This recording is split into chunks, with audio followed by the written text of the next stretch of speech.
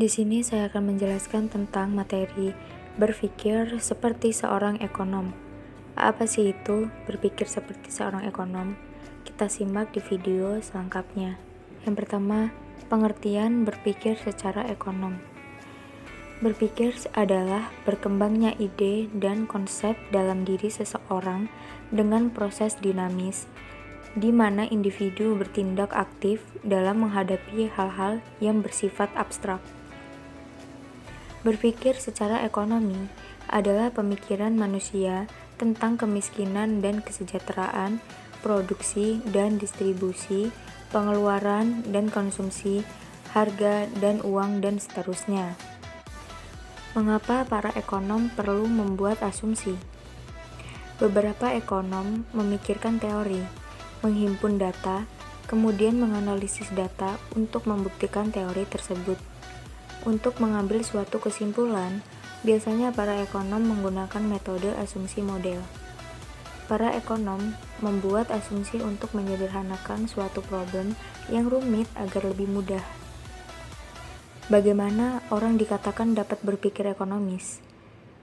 Manusia dikatakan sebagai makhluk ekonomi karena manusia selalu berpikir dan berupaya untuk mencukupi kebutuhan hidupnya semaksimal mungkin menggunakan sumber daya yang tersedia. Adapun prinsipnya, salah satu prinsip ekonomi adalah berpikir secara rasional dan rumit. Penerapan prinsip ekonomi dalam kegiatan produksi bisa dilakukan dengan mengontrol jumlah barang produksi dan sumber daya. Hal tersebut sesuai dengan tujuan prinsip ekonomi yang mengutamakan minimnya biaya produksi suatu komoditas. Mengapa para ekonom tidak pernah sepaham? Jika semua ekonom diminta untuk berbaris dari ujung ke ujung, mereka tidak pernah mencapai kesepakatan. Pernyataan George Bernard Shaw ini tepat. Mengapa para ekonom seringkali terlihat memberikan nasihat yang bertentangan dengan para pembuat kebijakan? Ada dua alasan mendasar, yaitu yang pertama, ada ekonom mungkin tidak sependapat atau setuju dengan keabsahannya teori positif alternatif mengenai bagaimana pula pekerja.